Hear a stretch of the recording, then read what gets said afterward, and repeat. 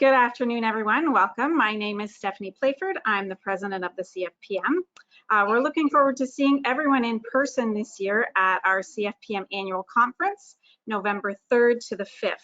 So please mark your calendars and keep an eye out on our website, podiatryinfocanada.ca, for details. Exhibitor booths and sponsorship opportunities are now available. So today we are proud to continue our webinar series with a panel of experts that will be discussing various treatment methods currently used to treat plantar warts, the science behind the treatments, and what is being accomplished during the treatment, patient experiences, rate of successful treatments, treatment limitations, etc. So today's webinar will be moderated by Marcus Bayano from AMT. Marcus, I'm hoping I'm pronouncing your last name correctly. And should you have any questions during the presentation, please enter it into the question box on your control panel, and it will be moderated by Marcus. So welcome. Thank you very much, Stephanie. And thank you to Jennifer for coordinating the webinar, and thank you to the CFPM for allowing us to facilitate this conversation. In speaking with several practitioners across the country, plantar warts are always tricky. They've always presented issues and can be finicky to treat. And in those discussions, I've realized that sharing this information and best practices is always a great opportunity. So using the CFPM in this webinar vehicle to be able to allow our panel of experts to have an opportunity to speak on their experiences and hopefully share some knowledge that may be able to help in your respective practices as you treat warts. So without further ado, I'd like to first introduce Jonathan Jimenez out of the Mississauga Foot Clinic. He's been practicing for 10 years now, has a mountain of experience when it comes to treating plantar warts. So I'll pass it over to Jonathan and you can take the floor. Thank you, Marcus. Thank you, Stephanie. And Dr. Helen and Dr. Royden for joining us. So don't want to take up too much of their presentation time, but I wanted to really talk, excited to do this one because can everyone see my screen? Marcus, you can see it? Yes. Awesome. Plantar warts, like you said, it's just so difficult to treat. Being foot specialists, this is a real big issue for us. And so what I wanted to talk about when we were talking about different approaches is how do you even think about wart treatment in general?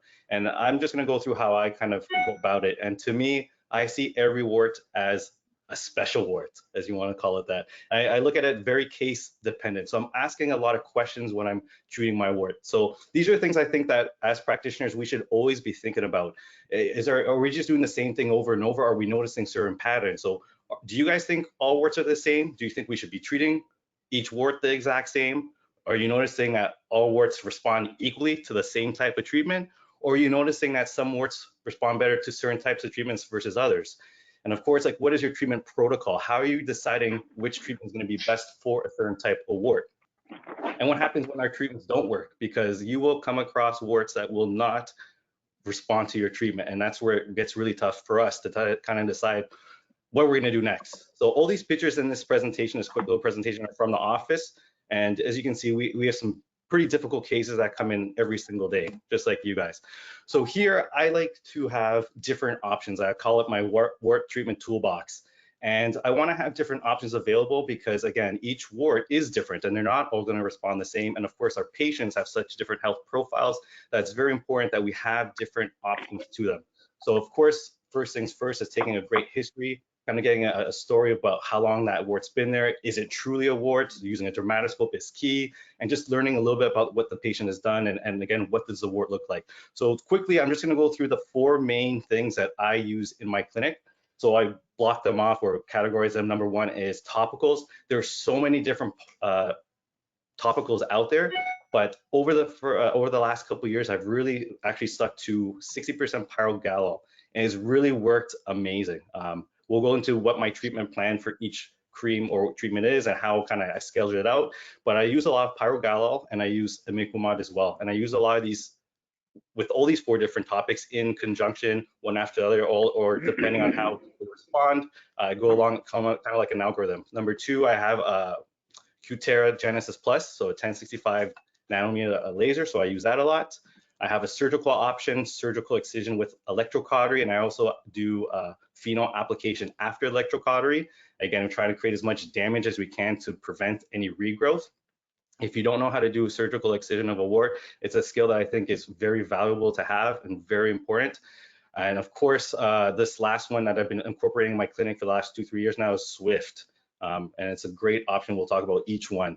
So I feel that you guys as practitioners should have options because, again, not all warts are the same. Not all patients are the same. So it's nice to have a variety of tools.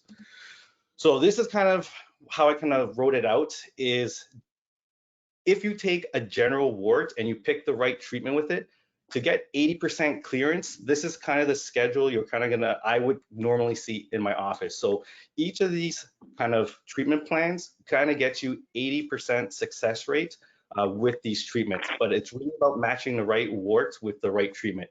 So topicals, the way I use my Pyrogallo is I do usually 3 to 6 sessions. I'll say average 5, and one treatment's every 2 to 3 weeks. And you're looking at roughly 3 to 4 months of complete resolution, which is great. There's no pain. There's no discomfort with treatment. It has a caustic effect to the vascular nature of the wart. So it's really able to take down really callous, scarred warts, break that tissue down, penetrate deeper, and with proper debridement every session, you really get deeper and deeper and deeper. It works extremely well. Great for kids. You don't have to worry about any sort of big caustic blistering that you might get with Canthicure. So this is really one of my go-to topical treatments. Laser, how I use laser in my clinic is we apply that initial laser treatment using that YAG laser. We're looking for a certain reaction where we get kind of like a blanching of the skin. What will happen afterwards, the area turns into almost like it will turn into like hematoma almost. It'll harden up into a scab, and usually around 2 months, scab falls off where the patient comes back in. We review the area, see if there's anything there. And I would say, 80% with a single lesion, wart's gone. But if something's there, we do a second session with that laser treatment. And that really takes care of most warts that are good for lasers. Surgical, once we discuss that surgery is going to be the best option for that case, we'll do that surgical procedure. Everything done under local anesthetic, of course. It really sounds scary to the patient, but when you just describe that, it's really just debridement under local anesthetic, scraping off that top layer where the wart's living. Most people get over that hump. 2 to 4 months, depending on that person's healing ability, the area will be completely flat, healthy. That's when we come in right when the scab comes off, where it's smooth, healthy pink skin, reassess the area, make sure there's no regrowth. If there is a regrowth, that's where we normally follow up with either a topical or laser. And with our microwave Swift treatment, we're averaging now around 4 sessions to get you 80% clearance for most warts. And that's one treatment every single month. And again, that whole treatment period from your first session to when it's all gone is around 3 to 4 months. So what I find was really interesting writing this out, and I kind of knew this, the time frame is very similar for all these treatments, but it's really about picking, again, the right treatment for the right wart, because again, all warts are so different in terms of the texture of the skin, if they've been treated before. So it's very interesting that they all kind of get to the same point around the same time if that treatment's going to be right for that wart. And I think it's because, again, the way skin cycle works, every month new skin comes in. If we're killing the wart effectively, the body pushes it out. So I think that 3 to 4 months is a really good time frame for 80% clearance. Now, this is how I really decide which treatment is going to be best. I ask these questions to myself when I go through my mind. Is this a singular lesion or is it a multiple lesion? Because if it's a very singular lesion, treatment again could be much simpler versus if we have a huge mosaic wart. If it's just a singular lesion, is it a painful lesion or if it's non-painful? Because if it's non-painful, when you answer all those other questions, we don't have to be as aggressive. We can take our time. They're not in extreme discomfort. But when we have a singular lesion that's very painful, sometimes the best option might be to surgically remove it immediately, get them out of that discomfort area and allow the body start healing. They do one appointment, in 2 to 4 months, all clear. Versus, again, if it's very painful and you're doing a very slow treatment that might not be fitting for the wart, your patient's coming back with pain every single appointment. They're going to get frustrated. You're going to get frustrated, and it's just not it might not be the right treatment fit. Has this wart been treated before? As you guys have seen, sometimes warts come in, they're very soft. They feel like they're new, fluffy, fresh, versus, as you can see this picture here, this wart's been treated multiple times by other professionals, and now we got this like calloused, scarred, thick wart, and it's just like, what can actually penetrate that? That's something that you really have to look and see what can actually get to the bottom or to the root of that wart. What's the patient's pain tolerance? Are they tough? Are you going to tell, can they suck it up? Or is this some person who's very sensitive? So debridement might even be very difficult. And that's going to, again, guide which treatment is going to be best for them. And of course, what's the patient's overall health? Do they have good vascular supply? Are they young? Are they old? So these are questions that you should really be asking and kind of assessing. So when you are choosing the right treatment for them, it matches up appropriately. So what I'm going to do, I'm going to talk a little bit about Swift. I'm going to go through some different cases and then kind of go through my train of thought when I'm doing this to kind of just give you a kind of inside look of how I go about warts. So I've, again, had it for just about 3 years now, over 700 treatments. I think Marky said over 1,000 now. And when I've now gone to 4 sessions with Swift, I'm looking more at 80%. Now, we'll talk about Swift or microwave in general. When we have multiple lesions, it's very hard to treat them topically because it's so much work to apply it, it's so much scraping debridement, and that's where when we have options that cover wide range, for example, needling, very similar to what Swift does, these are kind of going to be a much better option. So the reason why I like Swift is we're able to treat large areas effectively versus, you know, pinpoint debridement, patching with tape, taping the whole area, bandaging it up. So how I usually use my microwave treatment is I debride the area as flat as possible, but I'm trying to avoid aggressive bleeding. Bleeding is fine, but not too much. These are the settings that I'm using to apply. What Dr. Helen will touch a little bit more about, which I love her new protocol, or her old protocol that I'm making my new, is delivering as much energy as possible. The goal is to create immune response, and I'm seeing with her protocol that the more energy you give, the more of its immune response we're creating, and the better or the higher success of eliminating that wart. Now, the one thing to know about microwave treatment, it is very painful. So again, if you have a patient who's very young or doesn't have a high pain threshold, it might be extremely difficult for them and it might not be a good fit.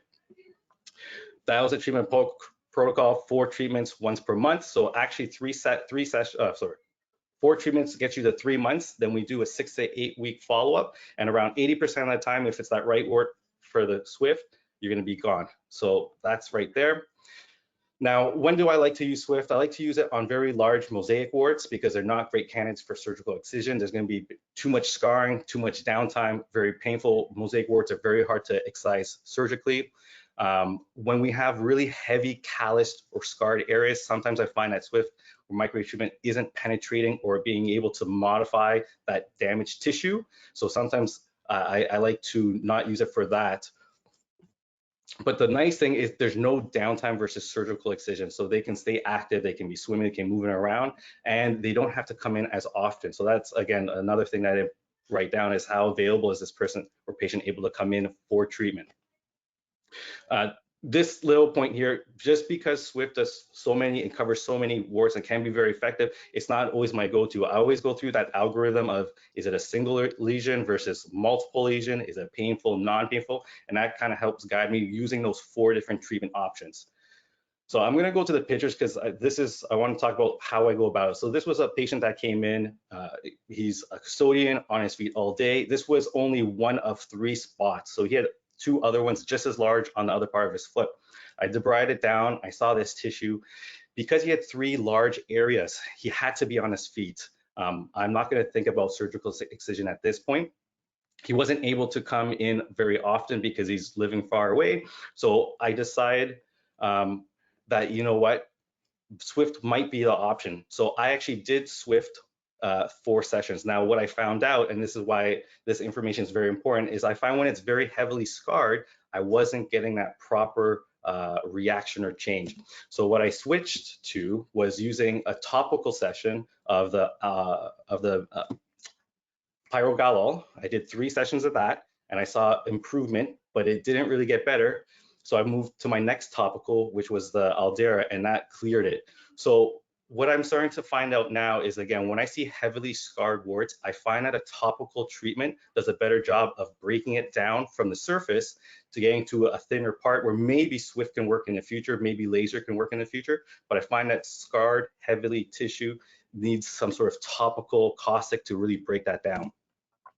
Here's a patient that came in who's had needling done, they've had laser done, they've had Swift done, they've had catheter done, they've done everything. And when I get to a patient like this that again has that heavily scarred, calloused area, what can I do?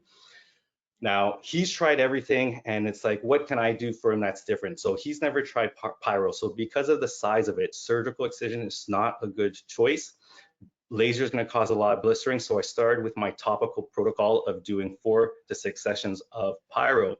Did not see an improvement. We have switched to Aldera to see if another topical can break this tissue down. Unfortunately, that has not happened.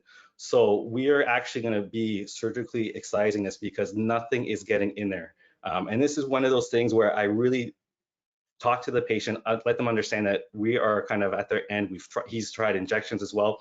This is kind of our last hope. Now, with surgery, you do get a lot of regrowth on something like this because it's very difficult to clean everything out. But the difference is by having our treatment plan of follow-ups, the moment the skin heals, if there's anything that starts to pop up, we can treat it while the skin is thin, while the wart is thin, before something gets a lot worse. This is what it looks like after debridement. You can see the tissue very heavily calloused, scarred, very difficult to treat. Here's another one. So a single lesion, very painful.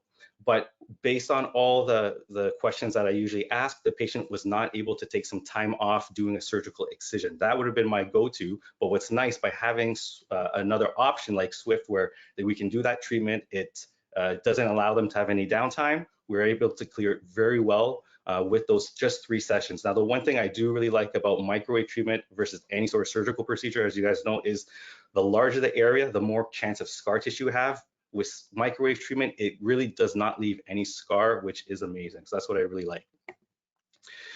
Another one here is a very thick, calloused, heavily scarred one. This patient was coming from far away. I actually normally might have thought about doing a topical treatment, but because he was living far away, he wanted something more aggressive. I was able to offer him something that covers a wider range of area in a very quick, effective time. And with our 4 sessions of Swift, we were able to clear it again with no scarring. So that's why it's really tough. Everything's very unique. Now here, very large area once again. When I think about doing topical, it's a great option. I like, again, something that's fluffy and soft like this. I feel topicals like pyro get in really well, and they don't really create damage like blisters like Canthocur does. So you definitely have an option to go topical. Surgery out of the question. Again, from first off, very large area, very mosaic, very hard to get everything in one go. Laser creates a lot of blistering as well. So my other option I'd offer beside topical would be Swift microwave, because again, it's almost like doing a surgery without that huge downtime wound. And what's really nice about, you can see this was after 3 sessions, no scarring. Those last little bits that you see just scraped off are one more follow-up afterwards. So the one thing I find a lot when I hear about other practitioners or other treatments is it's just one treatment, same thing over and over and over. And if you see the warts getting worse, or it's not responding after 4 to 6 sessions, it's time to go back to your playbook and see what other options do I have, what other suits it. If you keep doing the same treatment over and over, we're going to create even more scarred, heavily calloused wart tissue, which is going to make any other treatment even more difficult. Here we have 2 spots, so relatively singular lesion. Again, very painful, that person. I offered him 2 things off the bat. One would be surgical excision, but because he's on his fetal day, he needed to have that mobility. We went definitely for the microwave treatment because, again, it's very similar to doing a surgery without all that downtime. A topical would also have been really well, but when you talk about, again, when you discuss how many times they have to come in, the less appointments, the better. So it really comes down to what the patient's needs are. But by having different options available, you give that patient freedom to kind of choose what might be best with their wart treatment, and you can navigate them. So there's that wart gone after 4 sessions of Swift. This is, again, something that's been treated with topical solutions for many, many, many years, around 10 to 15 years. So when I hear that something's been treated topically for a long time, this is after debridement, very difficult to figure out of just hitting it again with more topicals. So this is where, when I see something that's been treated a lot, I try to tend to go to something more aggressive. The only issue with laser, creates a lot of blistering for large areas.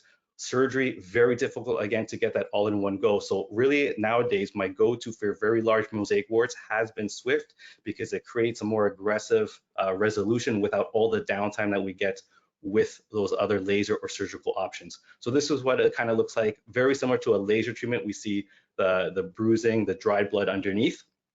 And if you look at the picture on the right, that was after 4 Swift treatments, which is really amazing. No scarring whatsoever. And when you look back to how macerated, how deep that wart was, everything came out really well.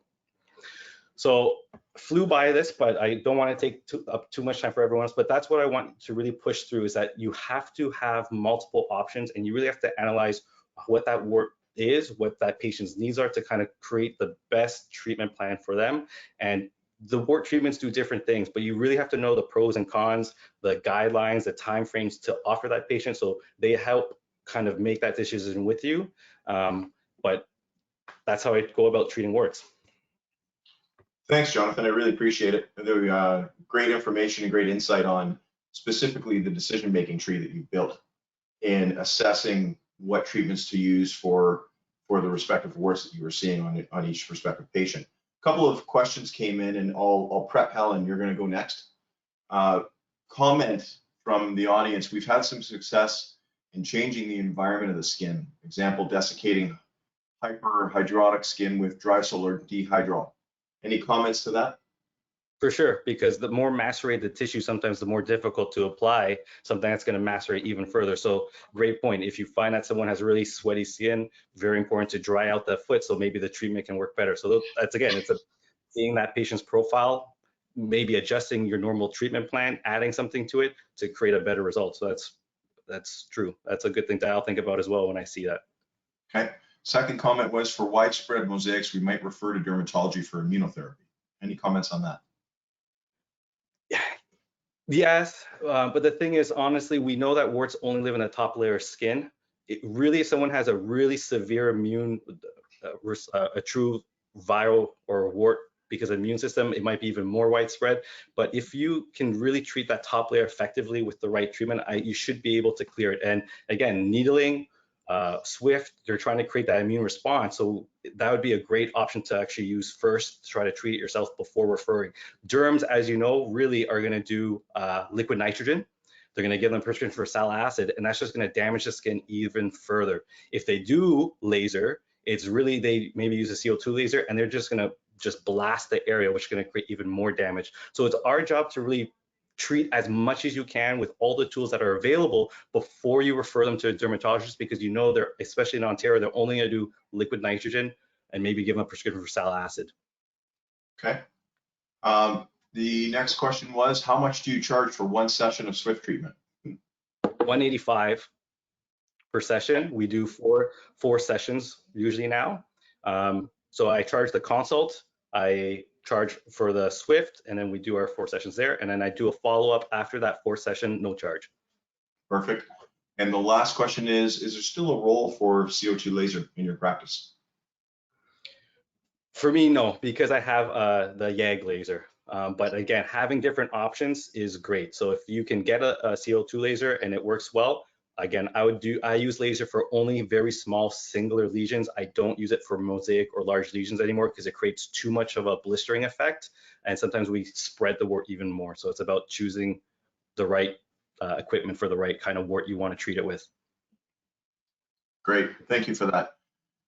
Quick housekeeping bit. Jennifer, forgive me, would you like me to share my screen for Helen's presentation? Yes, please. Okay.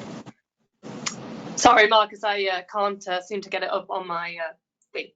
Not a problem. I've also lost my video for some reason. Oh, there, now I'm back. Are you able, can you see my screen now? I've shared it. Yep, I can see it. Excellent. Okay, so I have to move some things out of the way so we can do your presentation. Sorry, just let me go to the beginning here. And then Helen, let me know. I have to change screens. Sorry, bear with me here, guys. Helen, you're seeing which screen are you seeing right now on the presentation? Are you seeing the first page? The first page. So you're good? Yep. So you can go on to the second. Excellent. Okay, just let me know when you're ready to go. Yeah, we can see, sorry, Marcus, we can see the notes page. Yes. So we don't see presentation mode. Yeah. How's this? Perfect. Excellent. Brilliant. So, I mean, first of all, I wanted to say, well, thank you, Jonathan. I don't know how much more I can add to that, and I really enjoyed the way you presented the presentation there. First of all, you know, it's great that you touched on all the different types of protocols, because warts aren't the same. I find, just a little bit of information and background before I start this presentation, I find in New Brunswick, where I practice, I often see warts after they've been to wart clinics through the Medicare, through the OHIP type system. So most family doctors do a wart clinic where they try liquid nitrogen, where they try salicylic acid and things like that. So most of the time, unfortunately, I get the hard cases or cases where patients have been trying treatments themselves and have decided to seek help. So I've kind of given some examples and we'll go through them. So I just started off with a little bit of information if people are new to Swift too. Obviously, a lot of people have probably seen this page from the Swift website, just explaining how it works. So I just threw that in at the start so that people have more information. So next slide there, Marcus. All right, so this is the first case study, and again, these are patients that are in my clinic and that we've been treating. So as you can see, this is a lovely 24-year-old woman who presented with a 2.5-year history of plantar warts. Actually, there were lots more warts, but this one here in the first picture was a stubborn one. She had tried liquid nitrogen weekly at the wart clinic for over a year, was getting tired and frustrated. Like I said, the little ones went, but this one stayed. So we did, because obviously the other ones had started to disappear, I just thought, let's just try cantharidin and see whether that would work. Unfortunately, it didn't have much effect, and there was a lot more side effects than she was hoping for.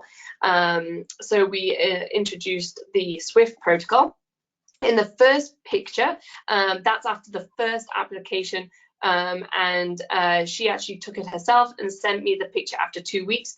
She was actually concerned with the darkness of the plantar wart itself. And actually, I find that this is very common when I do my protocol, as Jonathan touched base on there. I do attack them pretty hard. So I will explain that near the end of the presentation, my strategy. But often bruising is the only sort of concern that most patients call me about. As you can see in the second picture, that was after the second application. And you can see it's a lot more superficial. She reported no pain from the plantar wart, and actually she was very happy and didn't want to continue. But obviously we know that you need to finish it off to make sure that it's definitely gone. And after 3 applications, it was gone. So this was a good success. I think the family doctor at their wart clinic had really started off the process, but didn't have any other options to try, so hence she sought a podiatry point of view. So next slide there. So patient 2, you can see actually this patient is into marathon runs, so you can actually see that the big toe, that is just a blister at the very top.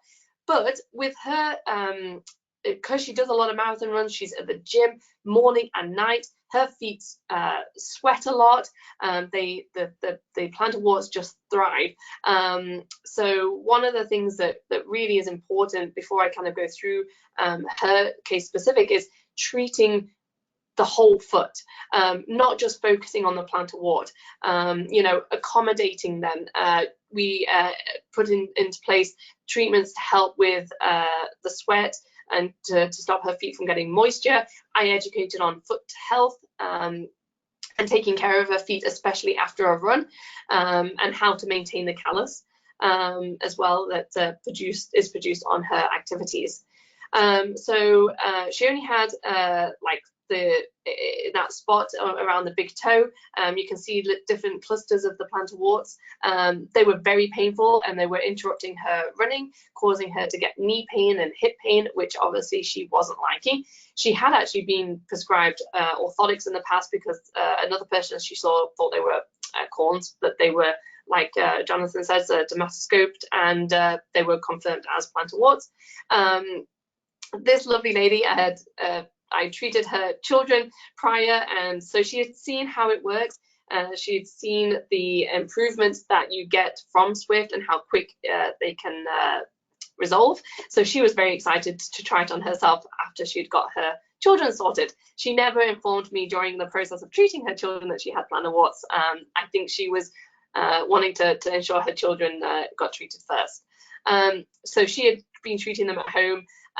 She'd obviously been educated on some of the things that we had talked about with her children and initiated before Swift treatment. So she had been using salicylic acid that her family doctor had prescribed. She travels a lot with work and could not attend weekly or bi-weekly appointments, and she was not interested in that. So for her, because her plantar warts were in clusters and it fitted her lifestyle and she'd seen results from her children, we did start Swift, and she was extremely happy because after 2 applications, they had gone. So she was quite impressed, and because her children did take a few more, so she was shocked how quick hers had responded. But with her, she's very healthy.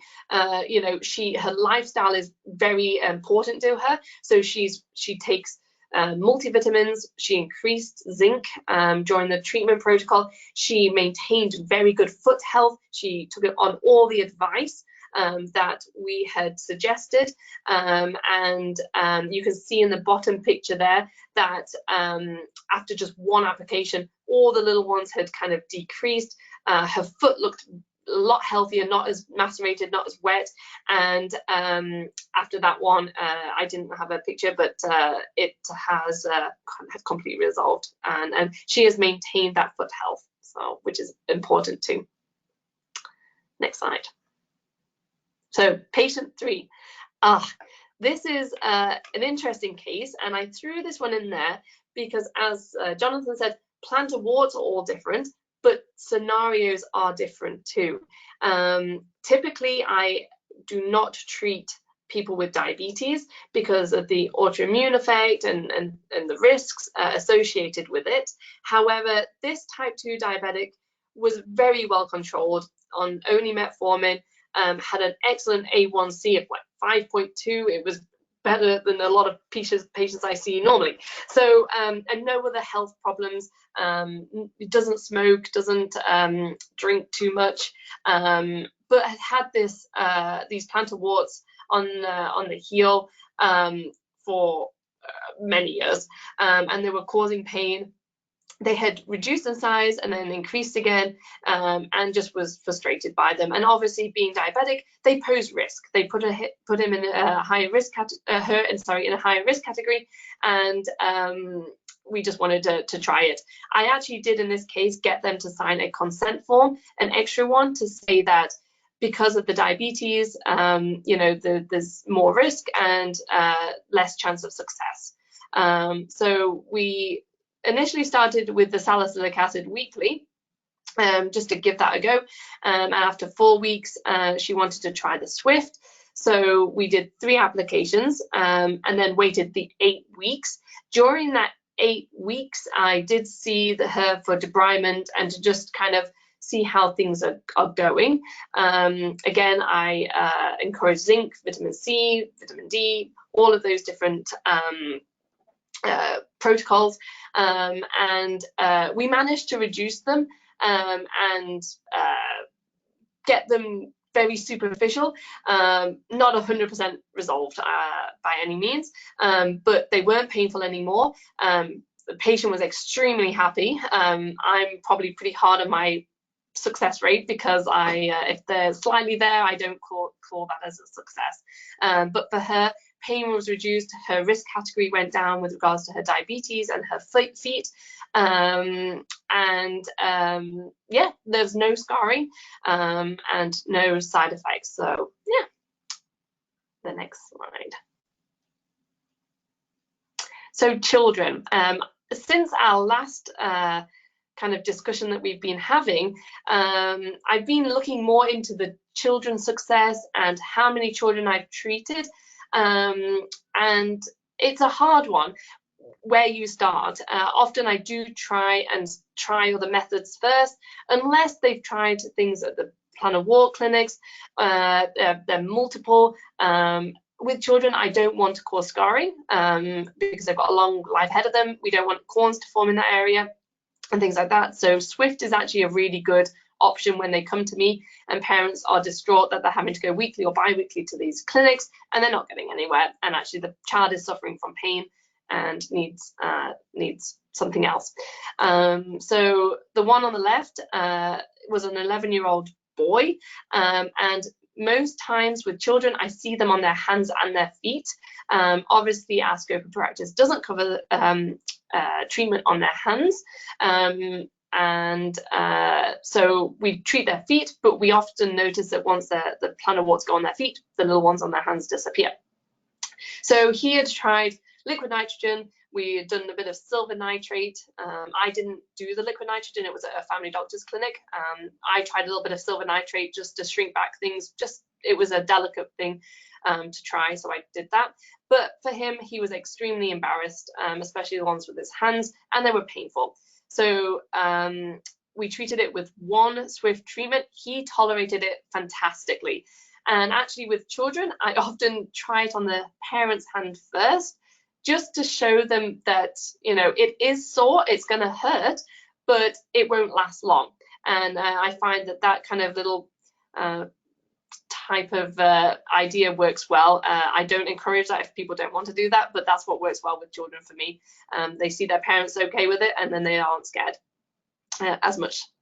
So I did one application, and I did my protocol of hitting it pretty hard, and I get a wonderful message from my receptionist saying that the parent had rang up and it had fallen out. They actually did end up, and I wish I could find the photograph, but they did end up sending us a picture of the plantar wart in a baggie that had fallen out.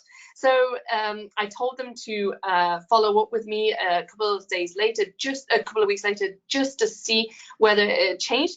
And actually, they sent me a picture of a very healthy foot with absolutely no signs of a plantar wart. So it's wonderful, kind of the things that can happen, especially after the months of trying lots of other protocols. Then I had a 15-year-old transgender, and this presented quite a few different obstacles, but they were extremely excited to try it and had traveled 3 hours to come to try this Swift treatment. They had tried lots of different home use, local clinics had been attended. They'd even, I think, tried some new cancer type cream that a dermatologist suggested. I've been hearing that more and more often, that dermatologists now suggesting this. But for them, they had a lot of treatments with regards to their changing and hormone things. So I was nervous to try it. But after 3 applications, and because they traveled a lot, I informed them to just use the 40% salicylic acid at home to help debride the skin. And I heavily debrided when they came in for their treatments. And after 3 applications, it was gone. So that was wonderful. Next slide there, Marcus. So yes, this is what I touched on a little bit before. You need to investigate their health. So, and often I am bad. I will focus on the plantar wart, I'll focus on our treatment protocols, and sometimes forget about the patient themselves. And it's something that I make a big effort to get a full history before we start treating anything. And often we do, but with plantar warts, it's really a must. So this 34-year-old woman, had multiple mosaic warts and had them since she was 7 years old. They were very painful, large, covering all the heels, between the toes, on the toes. Every time she stepped, she was standing on them. She also suffers, she was reporting that she suffers from cold sores, and visited many different clinics. She always wanted different opinions. Nothing was ever working. Has had a lot of scarring on her feet because surgery was involved, but not appropriately. And unfortunately, she was suffering from those effects. She says she's very well, but she often gets frequent colds. This is another one too that saw the dermatologist that was prescribed this chemo agent. Saw some improvement in the hands, but no change on the feet. So I did start Swift. But this is my longest ever treatment that I've ever done. I usually stop after the 4th. But with her, I just felt like I should keep going, and she was very up for it. So, but after 5 treatments, I said, let's stop. We did notice a significant improvement. She reported reduced pain, but it wasn't working. So I actually ended up referring her to an endocrinologist, just with her history, and she did inform me some family history things. And anyway, I didn't hear anything for over a year, and she informed me that she had just been diagnosed with LAD, which is latent autoimmune diabetes, and lupus. So I was very pleased that I had stopped treatments, and since she's been treating all of that, she did inform me too that her plantar warts had significantly improved, and there was only small areas but no pain associated. So I do take a little bit of credit from the Swift, but to be honest with you, I'm very thankful that my instincts and referral to the endocrinologist actually helped her health as well. So don't just focus on treating a plantar wart. You know, we often see things that can help our patients as well. So look at the whole patient, treat the whole patient, not just what's in front of you. So the next, so this is my default protocol that Jonathan did touch base on. And I am learning so much as well with these meetings. And it's wonderful that we can all communicate together and see what works for each other. And I have adapted my protocol very much since day one.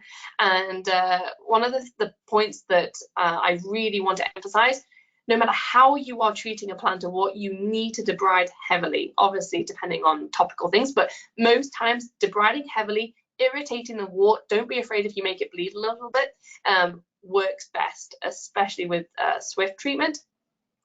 You're educating the patient and explaining what to expect. Be upfront with them, be kind, inform them that yes, treatments may hurt, and inform them of the protocol. You know, I do give them options. I run through all the topical things we could do, the way that they can come in every couple of weeks, or, different aspects. If they want to try home things once they've got diagnosis, well, then they can. But I do explain all the options. I like to inform my patient and the pros and the cons, and then they can make their informed decision rather than pushing one option on them, because it's not one fits all. It's very unique. As I've touched base on too, I do mix treatments too.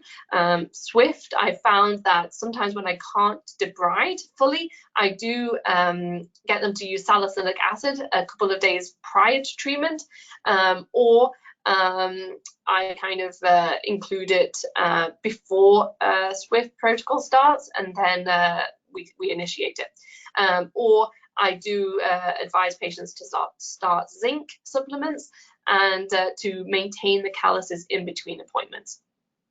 So for an adult, my go-to protocol at the moment is 10 watts, 2 seconds, repeated 3 times, and then 6 to 8 watts, 5 seconds, repeated 5 times. Your patient is going to complain, but like I've touched base, they come to me having tried so many different options for years and are struggling and just need it fixed. So I think I have a really good way of getting them to just tolerate it while they're there because they just want them fixed. And this is the way that we usually can get success. With children, I've put a protocol, but it really depends on tolerance, and it depends on the type of wart and the size and the age. There's so much. So I put kind of a common one, but these aren't just a given. You have to use clinical judgment as well and work with the patient. Yes, I did have a patient that was in their 40s and would pass out every time I did it. So we did have to adapt our protocol with him, and he ended up bringing a paper towel with him each time just because he used so much and felt bad. But he would often pass out, which he didn't mind because he ended up getting his plantar warts gone. So yeah, so that's, I don't think there's anything left. Could you just double check there? Yeah, so things to consider I've already talked on, but I put it in the slides so that everyone can review. And basically it's treat the patient, not just the wart. Thank you for that, Helen. That was fantastic. A lot of interesting things. I've never heard of a wart in a baggie before, so that's a first for me. Thank you very much. Just to clarify, and I really appreciate the information in the presentation. Would you say that within your practice, you're finding most of your wart patients are coming to you after they've already been treated with something else? Yes, that's the unfortunate thing about just, I think it's living in New Brunswick, that's what happens. A lot of patients get referred from their family doctor to these wart clinics, which are free to them. You know, why pay podiatrists to try all of this when they can get it all done for free? And that's just where we live. And actually it's good because then they have a lot of insurance left to try Swift and try different things like that. So, you know, it's one of those things. And but yes, that's why I couldn't talk as much about it like Jonathan, because I get the hard cases from the start. Yep. Excellent. Okay, perfect. There's a slew of information and questions that have been put into the chat box, so I'll read through a few of them. While we do that, Royden and Dr. Stanford, if I could ask you to get ready as well. We're doing pretty well on time. We're at 3:48, so we'll probably have to go a little bit quicker at the end, but all really good information. Sorry, Royden.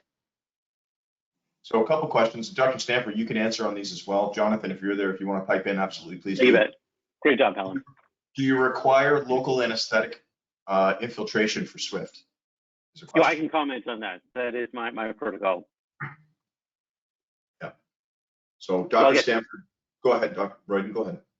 Well, I was just going to say, I'll get to my presentation if you'd like. I mean, I can touch on it now. I know that many people do it without. It is painful to inject. There's no question. So it's going to hurt no matter what. I do it routinely. I was inspired by a gentleman from New Jersey who inspired me to do it. That's what I do typically. But you can do it with or without. And I'll talk about my protocol and how I do it with in just a minute. Okay. Thank you. Next question. Do any of the practitioners know how much Swift costs in Canada and where to buy it? Absolutely, that would be me. So feel free to reach out to me. I believe Jennifer has my contact information. She would be able to provide that to all of the members that are attending. Next question is people on application. I think that everybody would unanimously say yes, there is an element of pain when treating. I'll let Royden expand on that when he gets into his presentation. Next question, are you often using adjunctive sal acid with Swift cases? Helen, I'll let you answer that one because you mentioned sal acid in your presentation. Yeah, so the only time that I would suggest it is if, like that patient that traveled from hours away and they just wanted something to maintain in between, especially if it was heavily calloused. I only do it if I can't sharp debride and get a good result, or if the plantar wart was very fibrous and they didn't want sharp debridement. So yeah, and a lot of people, yeah, before they even start with Swift, irritating it with salicylic acid, I like. It's something that I learned a lot in Jonathan's presentation that I might change that now. So yeah, currently I am, but maybe not anymore. Excellent. Another question is, are you worried about allowing a patient to use files or pumice for fear of spreading to adjacent skin, or worse, contaminating a file that is used for other purposes? No. Okay. Then there's a comment, more than a question.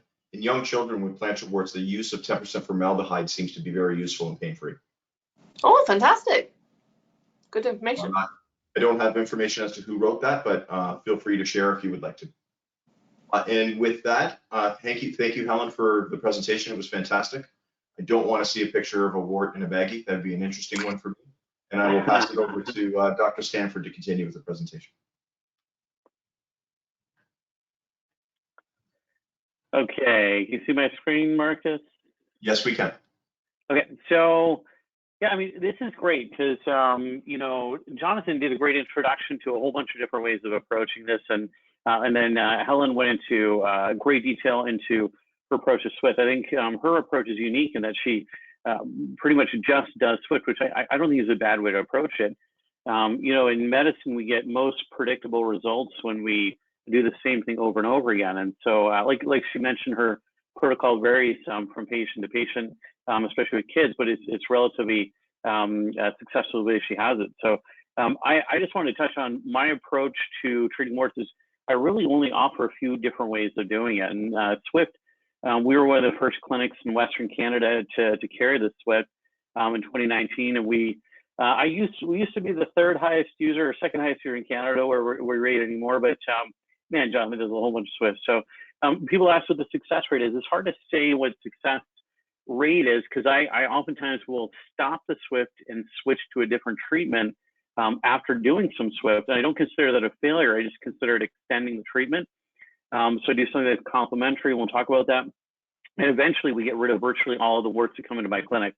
So we essentially offer SWIFT, a topical therapy. I use the fluorouracil. Essentially the Altera I've used with some success before. It's just really expensive out here and people typically aren't covered for it. I get the 5-fluorouracil compounded and it seems to work really good. I also oftentimes will, you know, recommend using an oral as an adjunct that may boost it, just like Helen recommends using the zinc. I think it's a wonderful idea. Actually, I'm going to start using that as well. And then occasionally I will do some Cantharidin. I only ever do Cantharidin once, and I rarely use Cantharidin.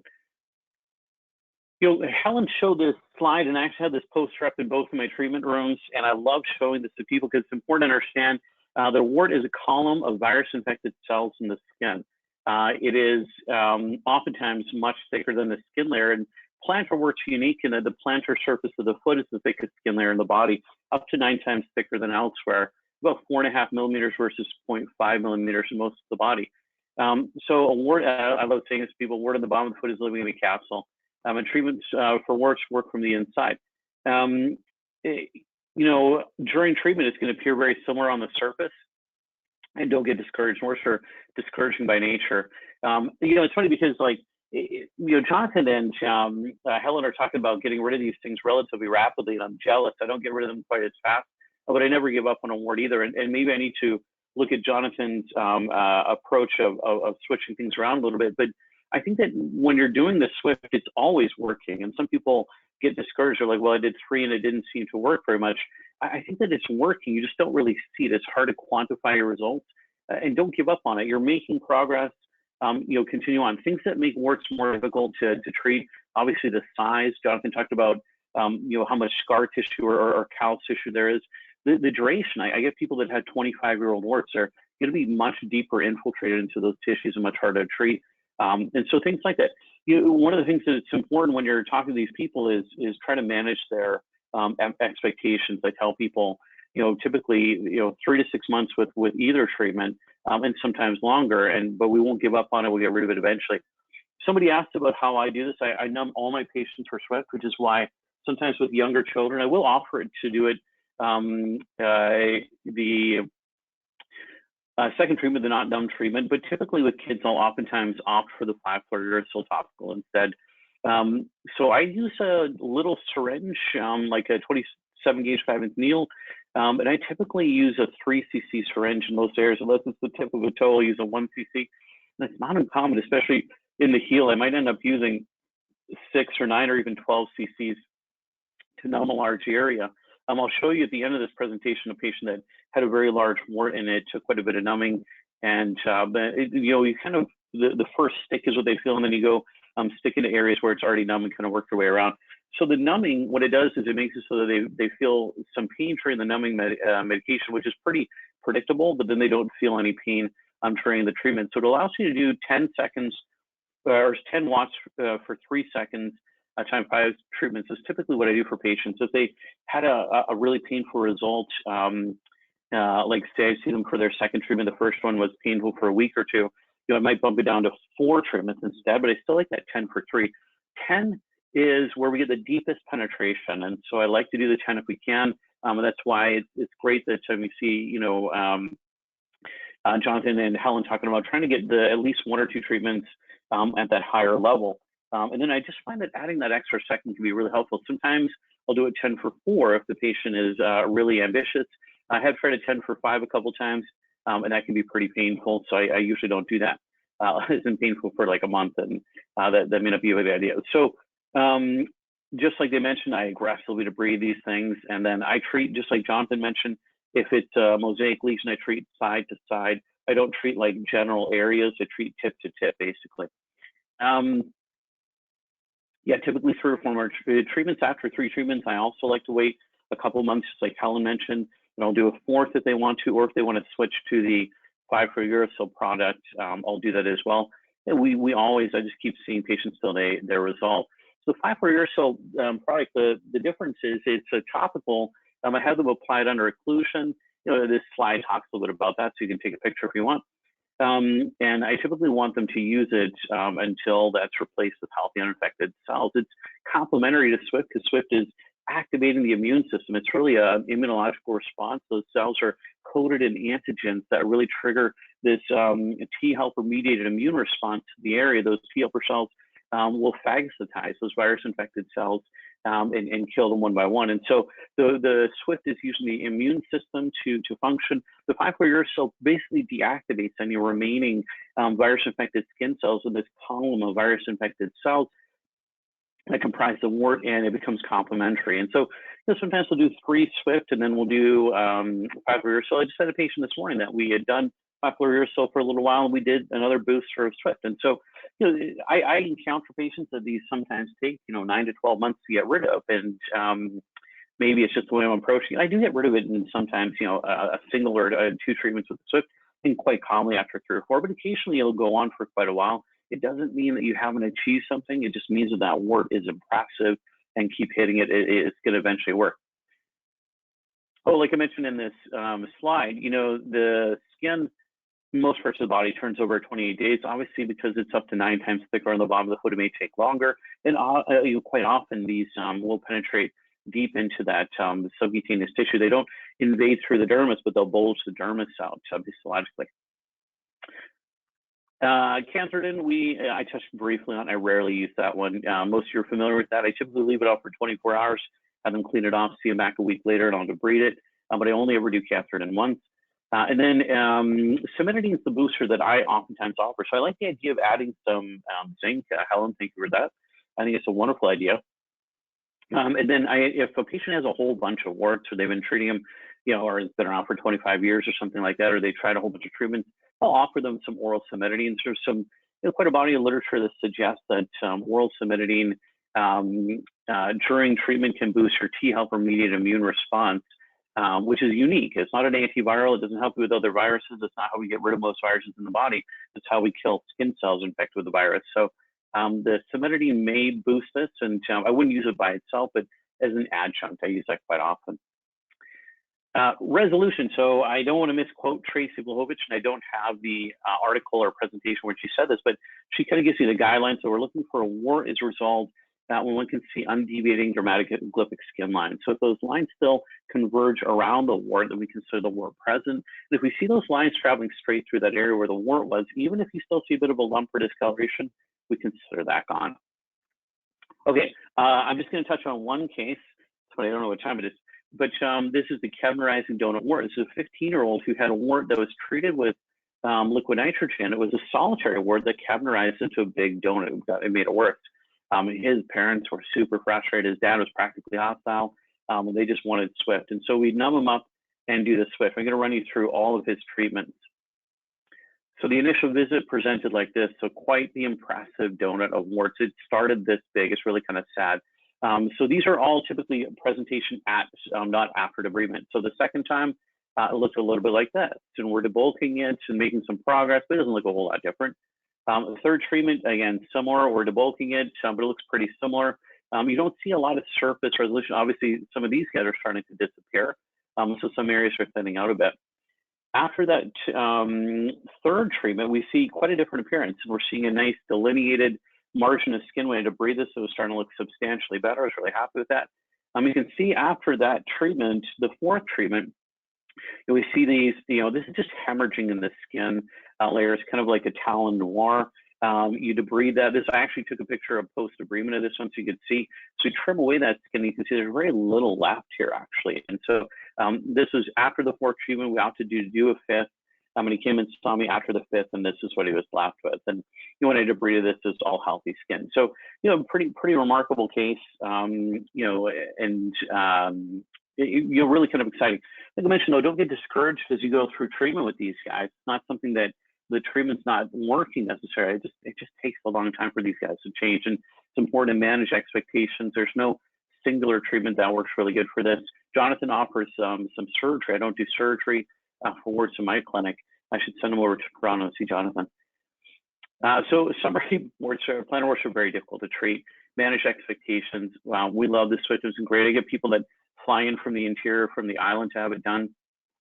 And the 5-fluorouracil, I think, will eventually get rid of any wart, and it's a great backup plan. A lot of times they'll do Swift and then switch to the 5-fluorouracil, and they both kind of work together to get rid of the rest of the wart. Cantharidin can be useful. I rarely use it, and then cimetidine for people with multiple warts or very old warts, or who are just super desperate. And think about using zinc, like Helen mentioned as well. That's pretty much it, Marcus. That's it for my presentation. Royden, as always, thank you very much for the conversation, and really appreciate the insight into the specifics of your practice. You're treating things in a different fashion than Jonathan and Helen. Jonathan and Helen, I'm not sure if you're still online. I think you are. Thank you as well for the time. Again, if anybody has any questions for the panelists, provided they say yes to it, I'd be happy to share their contact information if you'd like to chat with them one-on-one with some specifics on your situation. And if you would like to speak about Swift, I know that there was a question on how to get it in touch with the people that are looking after it. That's me. My email is in the chat box as well, so feel free to reach out there. Stephanie, I'll pass it back over to you if you're still on, or Jennifer. I think we're all finished on our side. Great, thank you, Marcus. And thanks everyone for joining us today. And our panelists, thank you for sharing your time with us today, your knowledge and your experience treating warts and using the Swift. So that's great. And I really got some great tips on how to boost my Swift practice. So that's wonderful. So our last webinar before we break for the summer will be on May the 18th, and it will be moderated by one of our board members, Elizabeth Hibbert. And this webinar is one of our conference favorites. So it's the Assistants Roundtable. So visit our website, podiatryinfocanada.ca, to register. And I wish everybody a safe and enjoyable day. We finally have some sunshine here in Burlington, so I hope you guys are finally seeing some too. And we will see you soon. And don't forget to register for our conference. Bye, everybody. Take care.